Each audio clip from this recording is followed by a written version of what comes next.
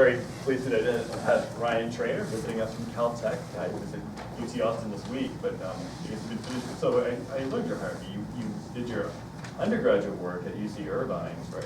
Who did you work with? James Bullock. And oh yeah, sure. Yeah. Okay, James worked with James Bullock. I think he's now the director of the Center for Galaxy Evolution or something. So there, before moving to Caltech to work with Chuck Steidel on some really great research. I'm excited to have you here today to tell us about this. Thanks, Ryan. Thank you very much, Casey. Yeah, I'm excited to be here too. I'll be mostly speaking, I'll be speaking about most of my thesis work that I'll be completing this year. For the most part, I'll be focusing on the environments of very bright quasars at high redshift, and what we can learn about them through the distribution of galaxies and Lyman alpha emitters, which I'll make a distinction between during this talk. But then also at the end, if I have time, I'll talk a little bit about, so that's kind of all published work, but I'll talk a little bit, if I have time, about some of the current work I'm doing about the properties of these galaxies and Lyman alpha emitters themselves. But to start, I want to start with a very simple picture of the universe as we know it. So we know that the universe consists largely of dark matter that is then populated by these galaxies, and we can see these galaxies at large scales, and they trace out this lovely cosmic web. But there's another important component to this picture. Well, there's a few more important components, but one of them are the supermassive black holes that we now know sit in most of these galaxies, maybe all of these galaxies, and it seems like these black holes play a strong role in the evolution of these galaxies. And they also can be used to trace these dark matter halos. We can see quasars out to the very high redshifts. And so learning about how galaxies populate these, how black holes and quasars populate these galaxies and these dark matter halos, how they, what kind of environments you need to produce these quasars, and then how these quasars affect their galaxy environments. Those are the kinds of questions that I'm working on and what I'll be focusing on today. But in particular, I'm not just talking about quasars or black holes. I'm going to be focusing on what I'm calling hyperluminous quasars, really the brightest quasars that we know about in the universe. So these are objects with luminosities of around 10 to the 14 solar luminosities, so many times brighter than any galaxy that we see. If you look at the Sloan distribution of quasars, where this is luminosity and this is redshift, I'm talking about the things that lie all the way up here. So they're really just a handful of the quasars at these luminosities at any redshift, but particularly at the redshifts I'll be focusing on between 2 and 3 right up here. And you might ask why we care about these very brightest systems, given that there aren't very many of them. But one of the reasons is because we expect that quasars and AGN, as I mentioned, play a strong role in galaxy evolution. You can see that in some way, or hints at that maybe in what we call the M-sigma relationship, or the relationships between black hole mass and galaxy properties that are observed in the local universe and now moving into higher redshifts. But also you can see this if you compare, I think you can see these feedback effects most directly if you compare this line, which is the dark matter halo mass function, to this curved line, which is the galaxy stellar mass function. And what you can see is that if you assume kind of this simple model of galaxy formation in which you have these dark matter halos that have some universal baryon fraction, so they start with some amount of gas that's basically constant across all these masses. Then at low masses and at high masses, these halos are very inefficient at turning that gas into stars. And at the low mass end, that seems to mostly be explained by the energetics of star formation itself, or star formation produces supernovae and hot stars that heat up the gas and blow it out of galaxies that then very quickly cut off star formation soon after it begins in these low mass systems. But as you move to higher galaxy masses, that stellar feedback seems to become less efficient because the dark matter halos are becoming deeper in terms of their potential wells. It becomes harder to blow that gas out of the galaxies. And so it seems at the high mass end that maybe we need to invoke some other mechanism to explain this lack of star formation efficiency, and so AGN are often invoked in that this regime. But we don't understand very much exactly about how the energy of AGN couples to the gas and star formation in these galaxies, particularly because in general you're talking about an AGN that's operating more or less on kind of parsec scales that then couples to star formation on scales of many kiloparsecs. And so the kind of duty cycles of AGN, and the angles in which, the solid angles in which they can interact with gas, et cetera, probably play a role in how they can maybe regulate star formation in these galaxies. And so because there's not very much known, we want to be in any arena where we can get a clear picture of AGN feedback in action is really important. And so these kind of most luminous systems are giving us the most powerful pictures, I would say, of the ways that AGN feedback, quasar feedback, can affect galaxy formation. And in particular, these very most luminous systems are really interesting because, as I'll get to later in this talk, but we can see their effects not only on their host galaxies, but on galaxies on the scales of megaparsecs around them. Basically, these are very unique environments for studying the ways that quasars can affect galaxy formation.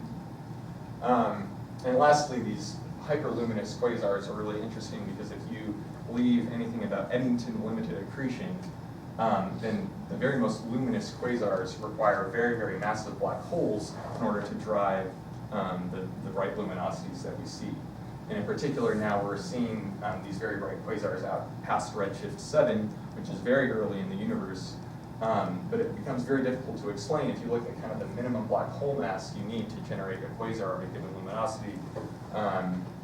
Then it becomes difficult to explain how you get that much mass into a black hole that early in the universe if you assume that its accretion is Eddington limited. So in general, some of these formation scenarios for these most massive black holes require super Eddington accretion. They require maybe some exotic black hole formation scenarios where they don't form from stellar remnants, but form immediately from at levels of 10 to the 5 solar masses or so, or require very, very efficient accretion over long periods of time. So by studying the environments of these most massive black holes, we can kind of hopefully figure out whether they require very unique environments in order to form and accrete so efficiently over long periods of time, et cetera. So these are kind of some of the questions that are driving our study of the brightest objects at these redshifts.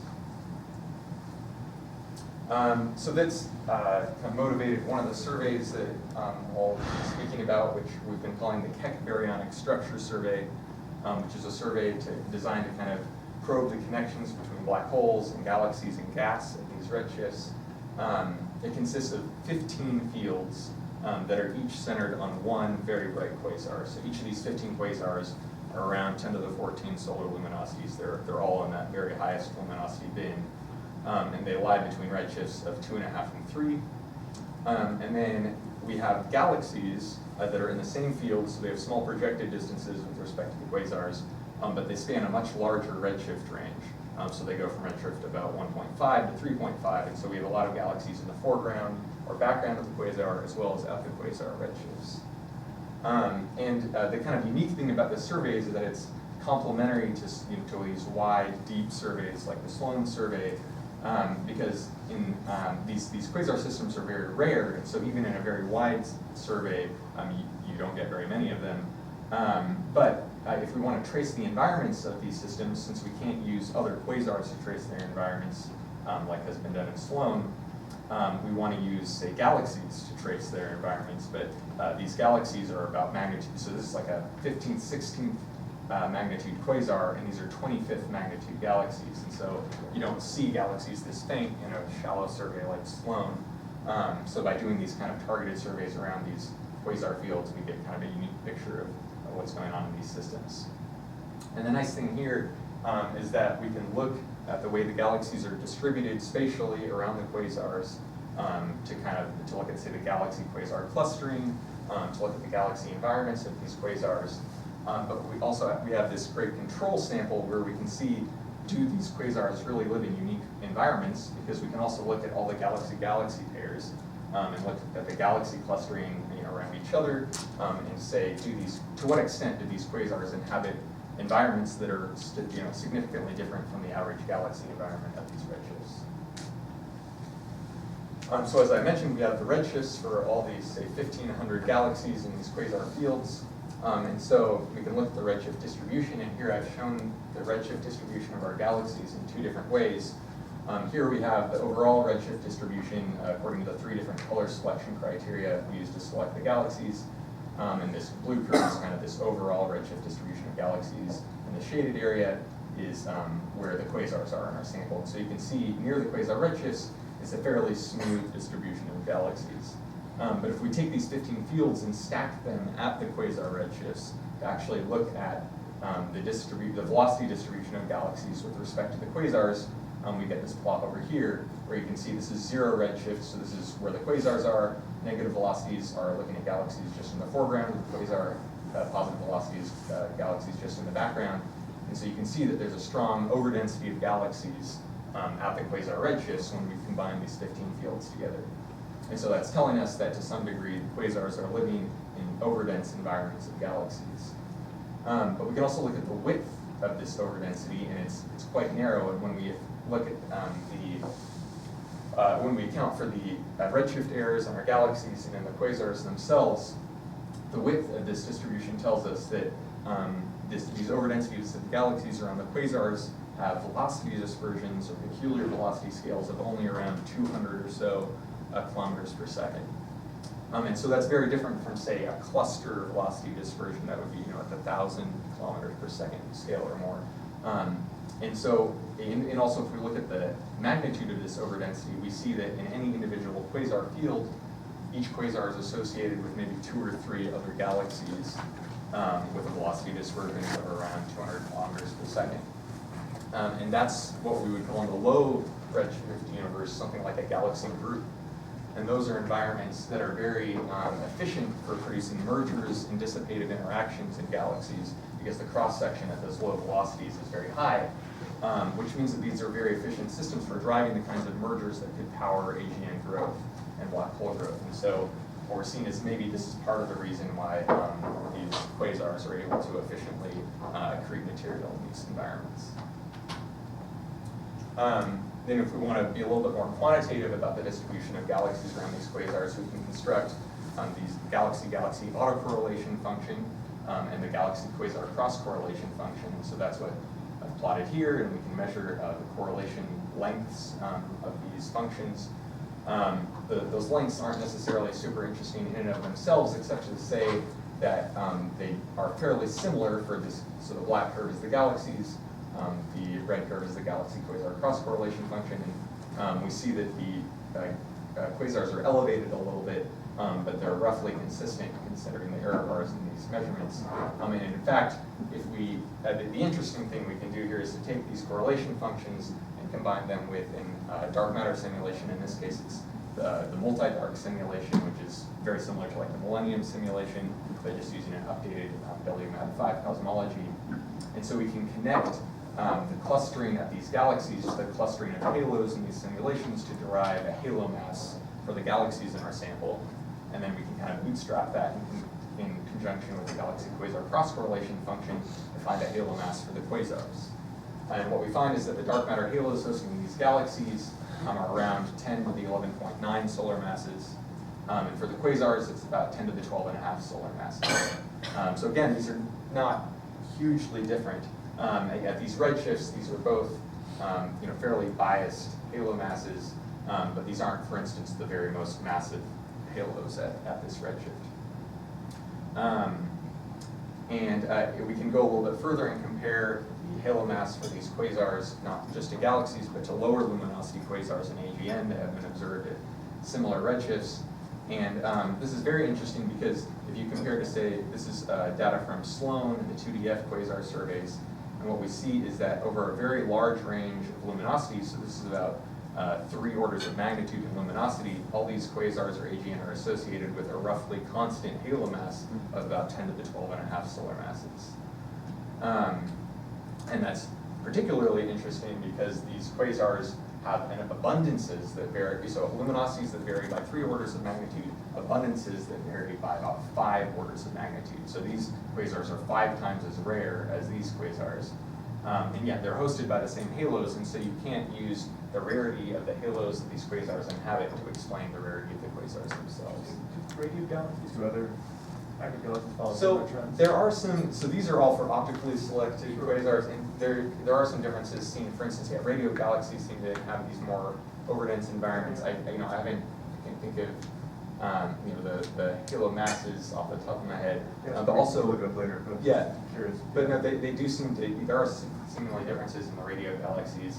And also, there have been a couple of recent papers looking at obscured quasars, so using mid-infrared selection, wise selection and that kind of thing, at least a Redshift 1, and some of those suggest that the obscured galaxies, or obscured quasars, have higher halo masses or are more biased than the obscure ones, which is really interesting for a number of reasons, I think. This is also really interesting for other reasons, but we would say that the optically selected big quasars are these typical, few times 10 to 12 type halos. Exactly, and so one way of kind of explaining this is by saying that you basically have the same, intrinsic physical system, the same black holes, the same galaxies, but they have luminosities that vary very randomly, and so sometimes they're very high, sometimes they're very low, but it's not something telling you something about the galaxy itself.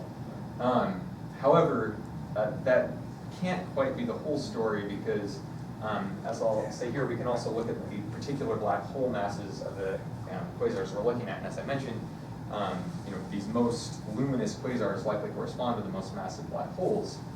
And so we do kind of a very simplistic estimate of the black hole mass in these systems, just looking at their UV luminosities and assuming that they have to have at least a black hole mass high enough to produce that UV luminosity through Eddington limited accretion. So basically assuming they can't exceed the Eddington limit, at least in terms of the luminosity they're producing. And then we can compare that to the halo mass. And here we have, there are these M-sigma relationships and that kind of thing at low redshift. The relationship between black hole mass and halo mass isn't quite as well defined at low redshift as compared to, say, black hole mass and bulge dispersion or these other things, because bulge dispersion is generally easier to measure than dark matter halo mass in the lower redshift universe. And so the way you model this relationship kind of depends on how you connect your observable quantity, so something like the circular velocity or dispersion, to the dark matter halo mass. So you get these several different curves depending on how you do that modeling in the low redshift universe. But if you look at our objects, the Eddington limit basically implies that they have masses of at least a few times 10 to the 9 solar masses, which means that these are already basically the most massive black holes that we see in the local universe. And given this halo mass, they lie well off of this relationship. And because so if in the local universe, if they're ever going to lie in this relationship, that basically means that their dark matter growth of these galaxies or these systems has to grow a lot, but their black holes themselves can't grow very much because they're already basically the most massive things we see, and so these objects have to move upwards on this plot by the time they get to the redshift 0 from redshift 2 or 3. So that's a potentially interesting thing, and indicates maybe, at least for these systems, that these low redshift black hole galaxy mass relationships don't really hold out to higher redshifts, and there's been some, I think, indicators of this using other metrics of galaxy mass, looking at lower luminosity quasars that generally don't differ as much from these relations as ours do here. But part of that reason is because we're specifically selecting the most massive black holes by selecting these highest luminosity systems, and so we're very sensitive to any evolution in the scatter of the M-sigma relationships or galaxy black hole mass relationships, as well as evolution in the medium. But yes, it basically becomes hard to explain at a certain point how these black holes became so massive with respect to their galaxies, because it's hard to build up a black hole without also building up the galaxy that's with it. But then it also is hard to explain how they move upward on this plot. So it's hard to explain how they move this way. It's also hard to explain how they move upward on this plot between redshift 3 and redshift 0, because it's also hard to then build a galaxy halo without also building the black hole. I think you talk more about that. I mean, you can imagine situations where basically says, well, look, the halo keeps accreting dark matter from filaments and such, but it says that the black hole is not growing nearly at all. Exactly. I mean, so if it's accreting via filaments, then you would expect gas to accompany that dark matter accumulation and be the black hole growth. Magical process keeps the gas. Sure, right. Eventually. Exactly. So that could be a possibility. If it's dry mergers that are driving the growth, then you expect those mergers also have black holes. Right. Which should then Something about the nature of the black holes in those. Exactly. It can't be major mergers or exactly. It's just black hole. Exactly. So I think either way, I mean, there are possibilities, but and in particular in the low redshift universe now we do see these kind of orphan black holes that are very massive and do have low mass galaxies. So we do see things that lie off of this relationship in the low redshift universe as well. But so that's cool. That's an interesting thing, and in particular, it's telling us that as I mentioned, there's something unique about these black holes, and there's something unique about the environments of these very massive black holes, but it's not their halo masses. So you can't invoke the halo mass to explain the formation scenarios for these most massive black hole systems. So that's all I'm really going to say about the clustering and the black hole mass. I want to talk now about another survey we did, and in order to do that, I'll return to this simplistic picture of the universe consisting of dark matter and galaxies and black holes. And now I want to say that there's another component of the universe that I kind of forgot about earlier, and that's the gas. And so, of course, particularly in the early universe, we expect that the gas traces out the same kind of cosmic web that we see in these dark matter simulations or in these galaxy observations. And in particular, that gas is really, really important for galaxy formation and for black hole formation and growth, because it's the way the gas gets into these galaxies along these filaments maybe that we see, determines how these galaxies are able to grow their stars, and how black holes are able to be fed as well. But in general, we aren't able to see that gas and its distribution in the same way that we can see this galaxy distribution, or that we can simulate the dark matter distribution. And that's because most of our knowledge about the gas distribution is from absorption lines. The gas doesn't emit very much light, and so when we look for an absorption, we can look along the lines of sight to these bright quasars, look for the gas absorption, but that's really only a one-dimensional picture of the gas distribution.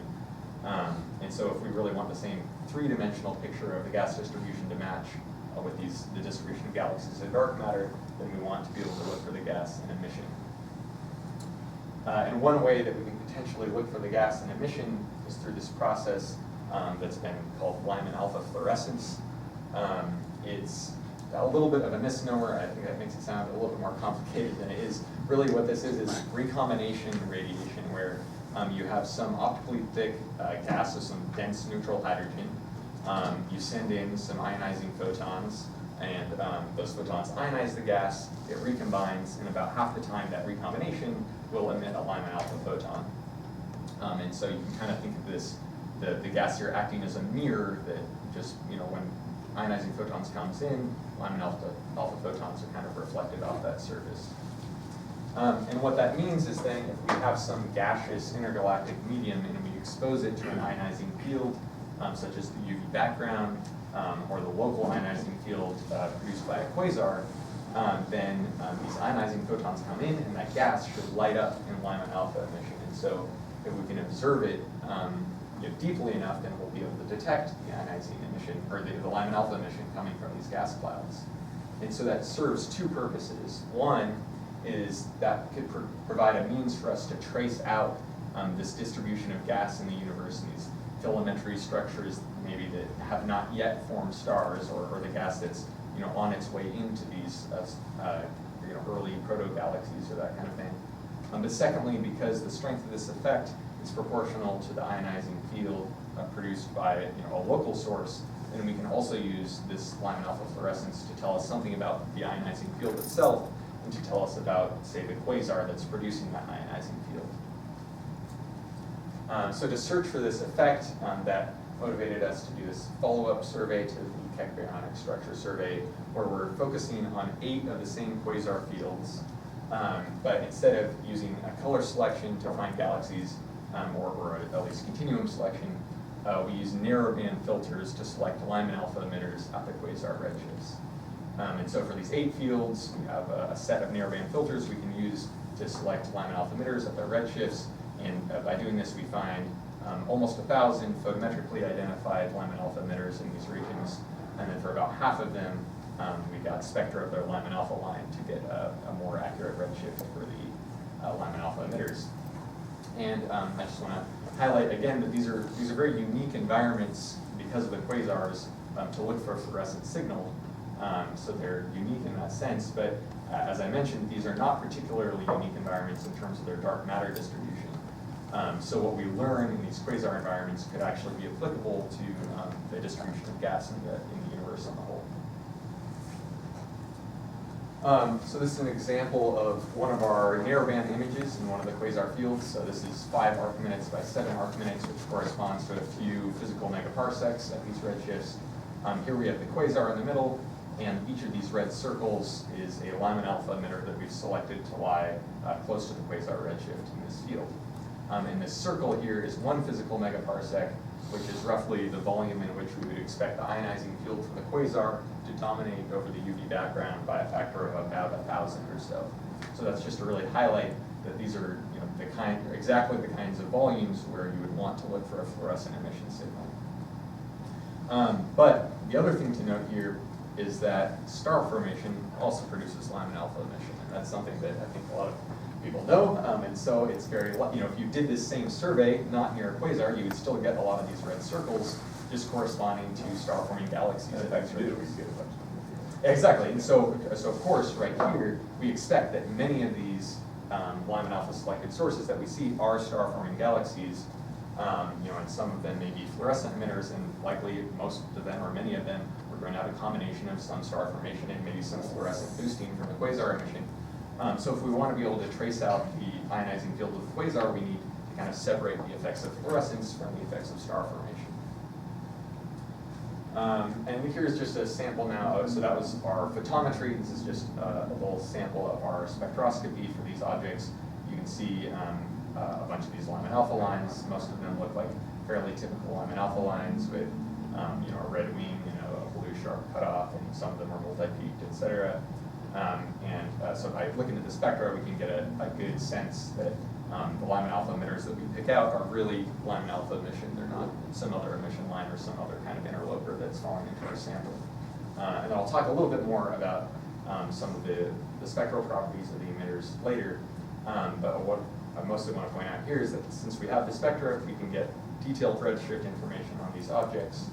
And then we can look at the redshift distribution of these Lyman alpha emitters with respect to the quasars, just like we did for the continuum selected galaxies. And so here again we have 0 is the quasar redshift, and you can see that the distribution of Lyman alpha emitters is sharply peaked at the quasar redshift. This red curve is kind of the narrowband filter we use to select these objects. And so this peak is much narrower than the width of this narrowband filter. So that's telling us that it's not just the narrowband filter that's causing the shape of this distribution, but rather these Lyman alpha emitters really are associated with the quasars in redshift. And secondly, the height of this red curve is set by some estimates of the Lyman alpha luminosity function just at the field luminosity function. So what you would expect to see for the number density of objects at an average place in the universe at these redshifts.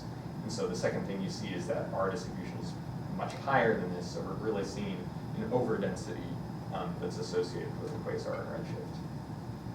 But the fact that there's an overdensity and the fact that it's associated with the quasar doesn't necessarily mean that these Lyman alpha emitters are being produced by fluorescence, because again, we saw this same kind of shape when we looked at the continuum selected galaxies in these regions. And so we know that the quasars inhabit overdensities of galaxies. We would expect to see that same overdensity of galaxies reflected in the distribution of Lyman alpha emitters. And so if we want to figure out to what extent are we just seeing the effect of bias and of the overdensity of these regions, and what's the effect of fluorescence, then we need to dig a little bit deeper into the distribution of these emitters. And so one thing we can do here is to then break up these Lyman alpha emitters as a function of their luminosity, or their Lyman alpha flux, and construct a luminosity function, as I mentioned. So this green curve is one measurement of the Lyman alpha field luminosity function of these redshifts by Matthew Hayes. Our luminosity function is in blue here, and so the primary thing you can see is that it's significantly steeper and higher at the faint end. And that's exactly what you would expect for Lyman alpha fluorescence, I think, because when you have this basically this quasar producing a fluorescent boost to the Lyman alpha signal that you get from any individual galaxy, it doesn't care about the intrinsic Lyman alpha luminosity of that galaxy. So the brightest systems receive the same kind of fluorescent boost as the faintest systems, which means that the fluorescent boost is fractionally very small for the bright systems, and so it doesn't affect their Lyman alpha luminosity very much. But for the very faint systems that boost is going to be a large fractional boost, which is going to move them significantly over in this direction, which can produce this steepening. This is just within one physical megaparsec. That's that. So this is for our whole field. So it's over the spatial extent is about 2 megaparsecs in projection at our largest separations. But then in the line of sight, our narrowband filters aren't all that narrow, so it's actually like 30 megaparsecs along the line of sight. Right. Although most of them look like they're close. Yeah, exactly. Most of them are close to it, so it's dominated by the altitudes. Combination of what you think is a field, Lyman alpha, emitter, luminosity function, and exactly. Excellent. And in fact, so it's not just an excess from the clustering, right? I mean, that's right. So I think from the clustering, so that could also change the shape of the luminosity function potentially if it's a biased environment. For sure should be Exactly, up or maybe even you might expect that the highest mass systems, highest luminosity things would grow the most. So I think this steepening is not something you would expect just from the effect of bias. Okay. In effect, so Spatial has been working on some similar studies looking for fluorescent emission around quasars, and he looked at one field and he took this Matt Hayes luminosity function and put it into a simulation. And then turned on a quasar in that simulation and did the radiative transfer and found that when he started with this luminosity function and turned on a quasar, he got this red luminosity function. And so I think this is definitely consistent with the effects of fluorescence on the data.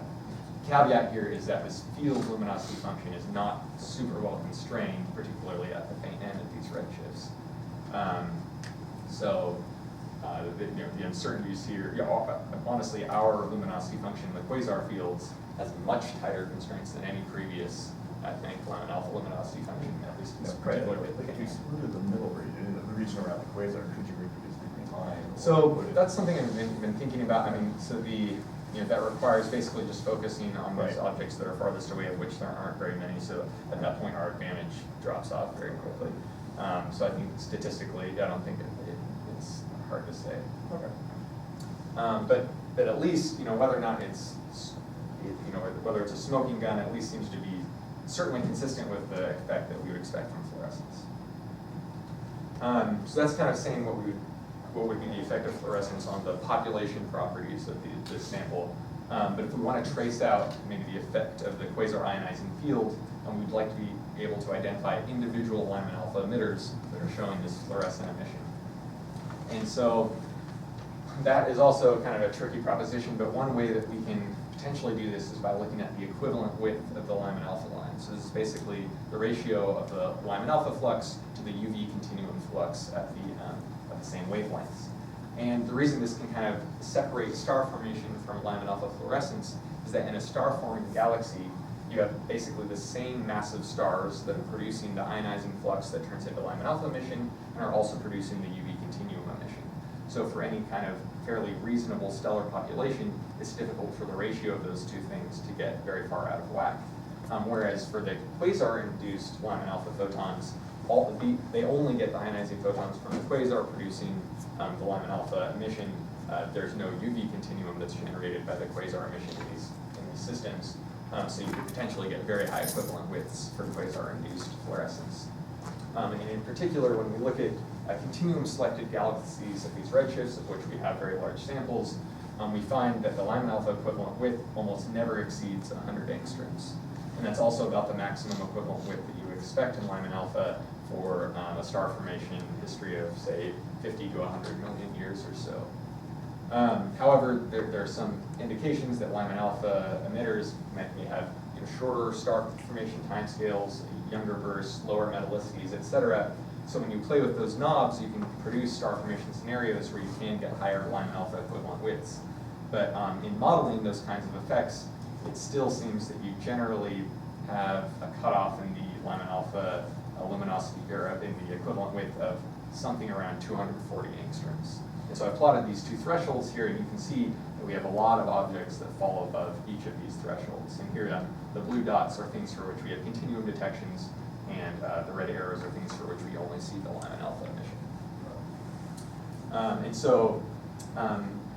Again, this isn't a perfect discriminant of star formation versus fluorescent emission, because certain effects could potentially cause an individual star-forming emitter to jump upward on this plot for some brief period of time in its history, but in general, because we expect fluorescence to move things upward on this plot, we can say that the highest equivalent width systems are most likely to be dominated by fluorescence, whereas the lowest equivalent width systems are less likely to be dominated by fluorescence.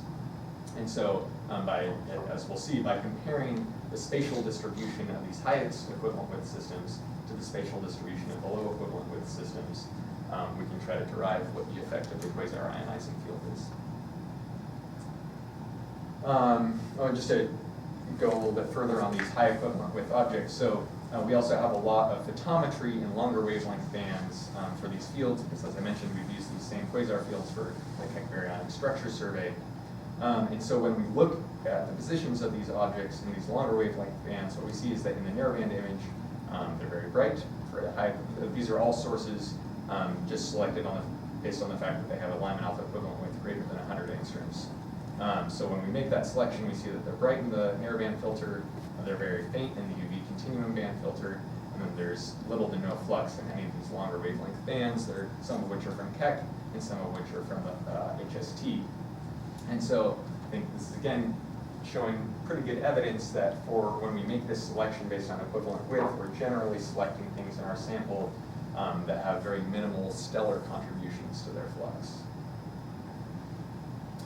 Okay, so once we've identified this subset of fluorescent Lyman alpha emitters that are showing the effect of the quasar emission, what can we say about the properties of the quasar? Well, one of the most interesting things I think we can say is to probe the radiative history of the quasar, to say how long has this quasar been on. And we can do that because we imagine that the quasar, say, emits a photon, one along our line of sight, and one off of our line of sight that interacts with the cloud of gas and then is reprocessed as Lyman alpha that we observe. Then if we observe these two photons at the present day, then the fact that there's a path length difference between this and this means that we're actually probing ionizing photons that were emitted at different epochs in the history of this quasar.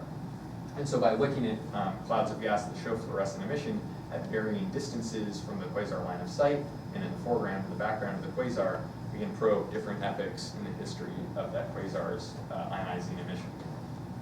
And it turns out, to be a little more quantitative about this, that the shapes of, if you consider all the clouds that have the same kind of time delay distance between the observer, the cloud, and the quasar, they trace parabolas on the sky. So if you take the quasar to be here, the observer to be off at infinity, then this curve here, which hopefully the label's at the top on this bar, but this curve here is 20 million years, such that for any cloud of gas that lies on this curve, if you have a photon that goes from the quasar to the cloud to the observer, it has a 20 million year time delay with respect to a photon coming to us directly from the quasar itself. And what that means is that if a quasar has only been on for 20 million years, then anything with longer than a 20 million year time delay is not going to have had time for ionizing photons to go from the quasar to the cloud of gas to the observer. And so we shouldn't see any fluorescent emitters that are behind this curve if the quasar has only been on for 20 million years. However, we can see fluorescent emitters anywhere in this white region for that same time scale. And so we can look at peculiar velocity, I guess. Yes, exactly. So the peculiar velocity is going to cause scattering in this direction. But especially if we look at scales larger than that, we can discriminate at that at some point. And in particular, our survey actually just corresponds to this green box, which, so you can see it's very much longer in the line of sight than it is in projected distance. So to kind of compare this to our sample, I'm going to zoom in on that green box like this. So now, again, we have the quasar is right here, the observer is over here. This is 2 megaparsecs of projected distance. This is 40 megaparsecs of line of sight distance, so I've kind of squeezed the axes here. But then these different curves correspond to different time delay surfaces, so the regions in which we could see fluorescent emitters for various quasar lifetimes. But in addition to having a quasar that's on long enough to illuminate these regions, in order to see the fluorescent effect, we also need to know where are the clouds of gas that could potentially be illuminated by the quasar. And so in order to kind of trace out the distribution of these gas clouds, and the extent to which we're sensitive to them as a function of projection and redshift, we can look at the distribution of the low equivalent width sources. So these are all the low equivalent width systems that we expect to be, on the whole, generated by star formation. So that kind of tells us the region in which we should be sensitive to as a function of redshift and projection. And so here you can see there's a bunch of points here because this is that same overdensity we saw of objects close to the quasar redshift, but we do see them in the foreground of the quasar and plenty of these low equivalent width systems in the background of the quasar. And so now, if we have a quasar that's been on for, say, only 10,000 years, we would only expect these emitters that are very close to the quasar line of sight and in the foreground to be lit up by the quasar emission. And as we increase that quasar lifetime, we can illuminate more and more of these objects with the ionizing radiation from the quasar. Until at this point, basically, the quasar has been on for about 20 million years. We would expect to see these fluorescent emitters fill in the entire foreground of this plot, but we wouldn't expect to see any in the background. And so we can compare this picture to the actual distribution of high equivalent width systems we see that we expect to be dominated by quasar-induced fluorescent emission. And they sit right here. And so if you compare this illuminated region that we would expect for quasar lifetime of about 20 million years, it seems very consistent with the distribution of high equivalent width systems we see, and in particular, the fact that these low equivalent width systems extend to the background of the quasar, but we don't see these high equivalent width systems in the background of the quasar, which would be very surprising, from a statistical standpoint, that there would be some massive conspiracy, keeping them all in the foreground. So it seems likely that what we're seeing is that none of the quasars has been on for more than 20 million years. And again, this is our kind of line of sight error in the spatial dimension that is set partially by our redshift errors, but also the fact that these galaxies are expected to have peculiar velocities. But even then, you would expect to see many more sources of the high equivalent width in the background.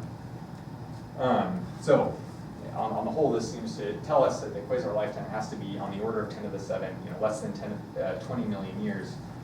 Lifetimes longer are ruled out by the fact that we don't see high equivalent width sources back here. Lifetimes much shorter than that are ruled out by the fact that we do see lots of emitters filling this foreground of the distribution. One other thing, though, that I've been implicitly assuming here is that our quasar is emitting isotropically, so it's emitting equally in all directions. But in fact, we think that for many of these AGN, that their emission is very anisotropic, and in fact, you can take some kind of dusty torus model, say, where the quasar is mostly, the light is sent in one direction, but it's obscured perpendicular to that direction. And if that were the case here, then we might expect to see a large obscured region such that the quasar is, maybe emitting towards us and away from us, but not perpendicular to our line of sight, in which case we wouldn't see any fluorescent emitters in this obscured region perpendicular to the line of sight. And of course, we do see emitters in this region. Because we have these line of sight errors, we can't say for certain that all of these objects lie exactly in this plane perpendicular to the quasar. So our data basically allow for a certain obscured region perpendicular to our line of sight. Does that include peculiar velocity? Yes, so yeah, exactly. So this includes the effect of the peculiar velocity. Of the dominant error. Yeah, Okay. exactly. Yeah, I mean, they're all in the same order. If we assume that they're like the continuum selected galaxies, and the peculiar velocities are probably around 200 kilometers per second, which is roughly the same as our galaxy. There's probably some uncertainty between the galaxies, systemic redshift, and the Lyman alpha. Exactly. So yeah, exactly. All those things were kind of folded in. So because of the size of those errors, basically we have to allow for the fact that there could be an obscured region here, and that all the emitters that we see in this region are actually sitting out here and just got shifted into it by their peculiar velocities or redshift errors or whatever. But even in that scenario, that we have to require that the cone of the ionizing emission has to be at least 30 degrees with respect to the line of sight. And I know this doesn't look like a 30-degree angle here, but again, this is 2 megaparsecs and this is 20. So that's why it's a little bit distorted. Is it greater than 30? Yeah, it has to be at least 30. So basically, the obscured region has to be less than 60. And again, I mean, this 30 basically, I mean, it's probably a tighter constraint. This is kind of the most conservative constraint I think you can make by assuming that every single one of these emitters just happen to be shifted in by its errors. Not just very off topic, but like in Phil Hopkins does his feedback models with QSO for the opening angle. So I was talking about this. I mean, I think it's uncertain, and it also depends on the kind of the phase of the quasar growth. So he kind of starts with this model where it starts, you know, very obscured, and so there's no opening angle, and then it kind of comes out, and then that angle broadens. So the angle I think might be a function of time on some level. Yeah, so we'll see. But so basically what we're seeing here is by looking at these fluorescent emitters, we can get these geometric constraints on both the lifetime of these quasars and the opening angle of their emission. And these are both really interesting quantities if we're considering how quasars might affect their environments. Because if the quasar emission is very beamed, then it can't interact with very much gas on its way out of the galaxy. And similarly, if it's on for a very short time, then it can't interact with that gas for very long. So these time scales and angular scales tell us kind of the geometries and time scales in which these quasars can, at least through their UV feedback, interact with the gas in these galaxies and maybe modulate star formation in that way.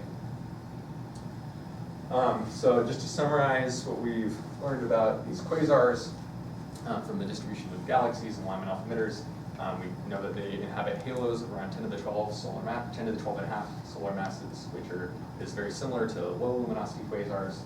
They live in kind of group-like environments that are conducive to mergers and might drive their accretion.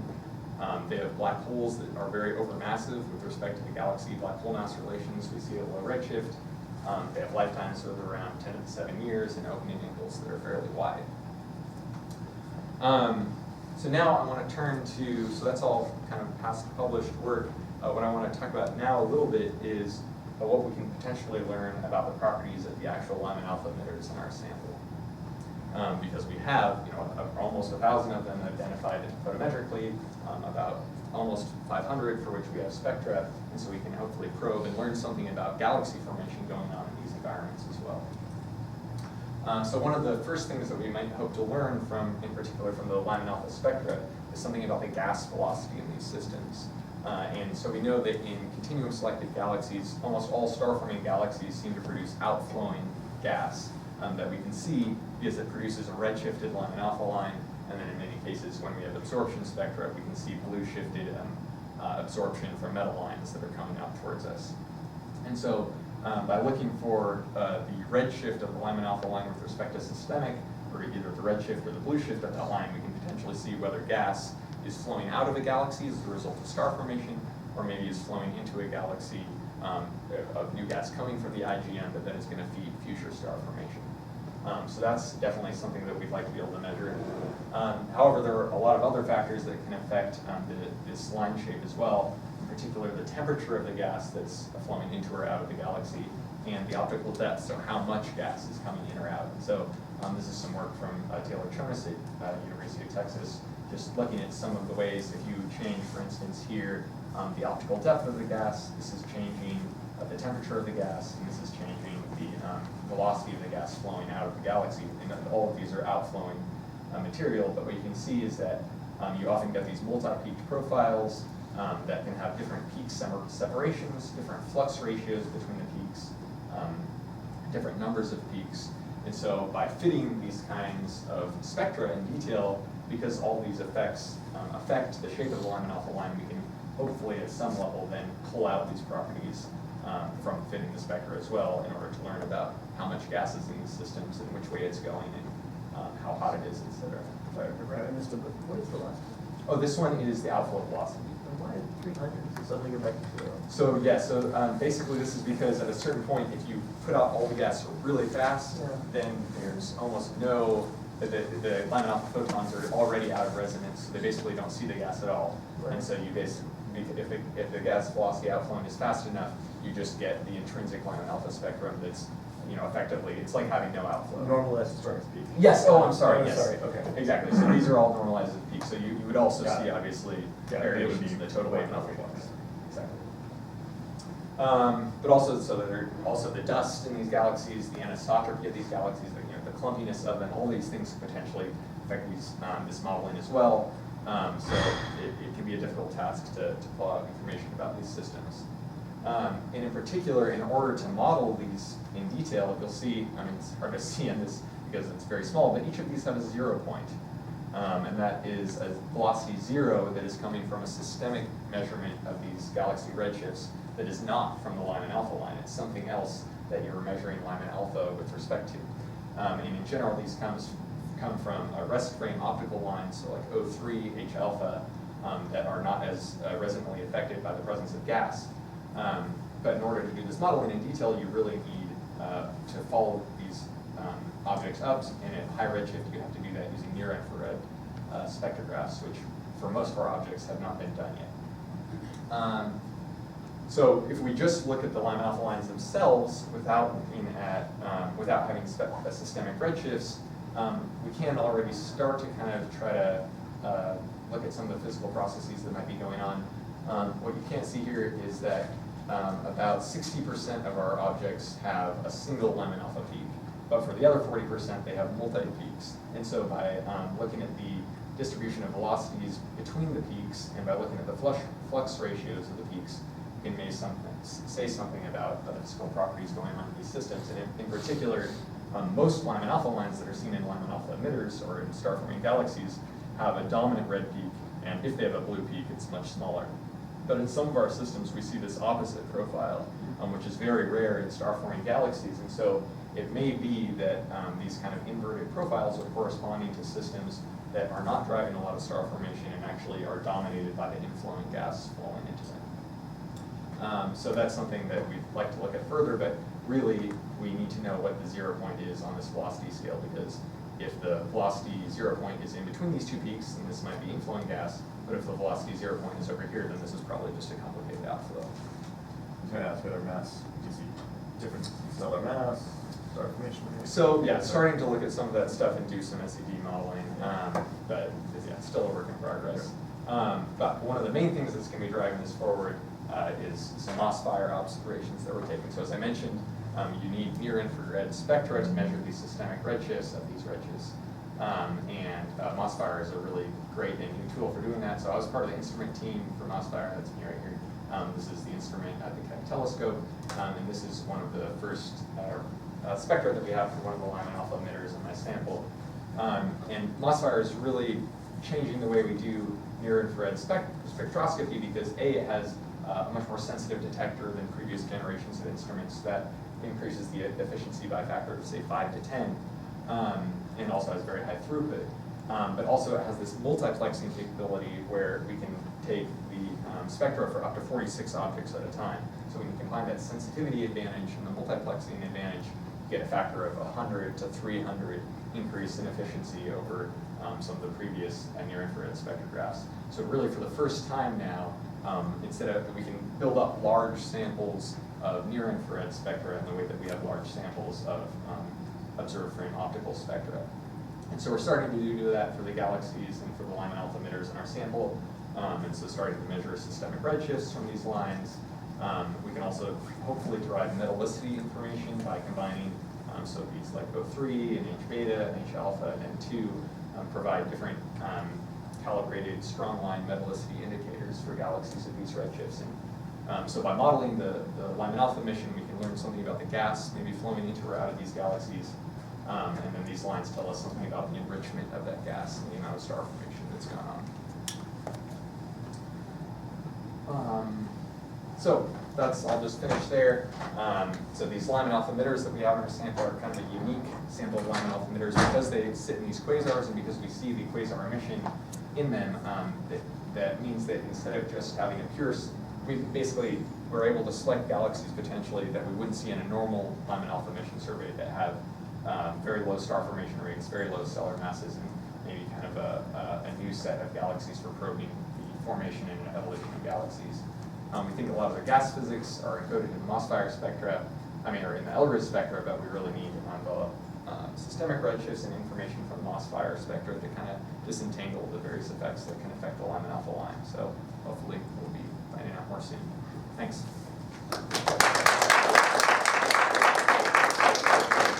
That's great. Other questions? Yeah, Brett. So these quasars that was surprised to see it was so high. So would that be a significant contributor to reionization, or is that dominant galaxy? So, I mean, that's a good question. I mean, the thing is the spatial density of these quasars is really low. So in general, if you look at the luminosity function of these quasars, it's dropping much faster than, say, linearly at those kind of luminosity scales. So I think the bulk of your ionizing photons are coming from lower luminosity quasars that are much more abundant. But at the same time, I mean, at these redshifts, we're getting to the point, I think the current reionization models suggest that galaxies probably were the dominant or initial reionizers of the universe at redshifts of 10-ish. But the quasars likely play a strong role in keeping the universe reionized at these kinds of redshifts. So in general, the quasars at these redshifts probably are playing a dominant role in that respect. I mean, so if you went and looked for Lyman alpha emitters around radio galaxies, could you figure out how long ago the quasar shut off by doing the exact same kind of analysis? Right? I haven't ever tried that. I don't know if that would give much science out of that otherwise than just try to figure out Right. I mean, a lot of people have looked for fluorescent emission in general, and in particular, people at one point thought that we should be able to see it anywhere in the universe just from the UV background. And then it turned out that it was much fainter, I think, than people had initially thought. So, I think Sebastiano Cantalupo, looking around quasars, had optically bright quasars, had detected some early suggestions that this might be here, but without enough signal to really trace out the environment of the quasar. I think, honestly, ours is the first survey that's been deep enough and broad enough to really, measure that kind of thing. So, I think, it could be possible around, radio galaxies as well, but I think it would just require more observational effort than it's been applied to it this way. Lots more question. Kurt Albert wrote a really cool little paper where I feel like the Lyman alpha, he was really looking at fluorescence where you had a big offset between the galaxy and where the Lyman alpha was. Right. Sort of see it eating into the galaxy. Right. So there was offsets. There was a DLA. It was in the background quasar, but it was at the redshift of the foreground quasar, and then they saw it in emission as well. Yeah, right. That's exactly right. Really cool. So in terms of the offset, in terms of redshift offset. There's something more of a space. I thought I have to go back to. Oh, sure. In terms of offset of the Lyman alpha emission, say from the continuum. Right. Because you expect the UV continuum in Lyman alpha to be coincident. Coincident, thank you. If it was star forming process, but if you're seeing this separate, from the gas cloud. Right. Yeah, no, so that's a good question. I haven't looked at that, but that would be interesting. So I know you should, the ones where you don't detect it, but you must detect some of them in the continuum. Right. Oh yeah, exactly. We definitely do for that thing. So, including some of the high performance. Okay, I don't know what that really tells you other than what would be the extent of the Lyman alpha halo around H1. Sure. But I think it does tell you too. I mean, just it's another indicator. I mean, part of the thing is that, as I mentioned, this Lyman alpha equivalent width is kind of a blunt tool for discriminating fluorescence from star-forming emissions. So anything that we can use to say in detail for individual systems whether this one is likely to be star-forming or fluorescence dominated, that would be a useful thing to look at. So I'll have to check that out. So when you're showing the plots for the Lyman alpha for the inflowing and outflowing gas, and you're talking about the inflowing to be just be the centroid position moving. Sure. Well, why can't you make the same argument for the outflowing plot as well, where it's lower on the blue side than Oh, the red? totally could. Yeah, I mean, and that's true. I mean, those could both be blue shifted if the systemic redshift was substantially redder. I think it's just in general we see.